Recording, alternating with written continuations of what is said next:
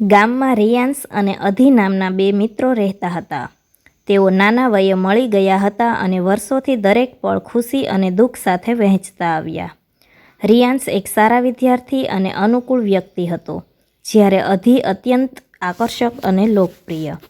તેઓ બંને એકબીજાની દરેક વાતને સમજતા. સમય પસાર થવા લાગ્યો. અધિ નોકરી માટે શહેર ગયો અને શહેરની નવી દુનિયામાં ધીમે ધીમે વ્યસ્ત થવા લાગ્યો. બહુ ઓછા સમયમાં તે નવા મિત્રો અને પોતાની કારકિર્દી પર ધ્યાન કેન્દ્રિત કરવા લાગ્યો. એક દિવસ રિયાન્સને મોટી મુશ્કેલી આવી.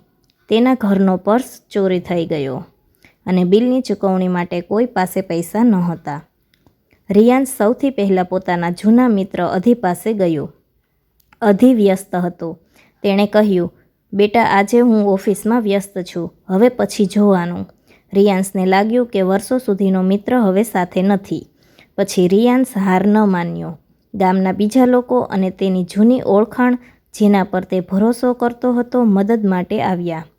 રિયાન્સને સમજાયું કે કેટલાક મિત્રો માત્ર નામના હતા. તેઓ સંબંધ માટે ન હતા, પરંતુ મુશ્કેલી અને સંઘર્ષના જ સાચા મિત્રોની ઓળખ થાય છે. પછી રિયાન્સે પોતે પણ મજબૂત નિર્ણય કર્યો કે જે વ્યક્તિ તેની સાચી સાથે હોય એને કદી ન છોડવો.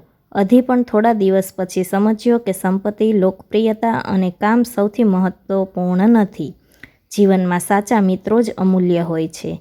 આ વાત પરથી આપણને શીખ મળે છે કે સાચા મિત્ર સાથે રહે છે, મુશ્કેલીમાં હાથ ધરવામાં અને હંમેશા આધાર આપે છે.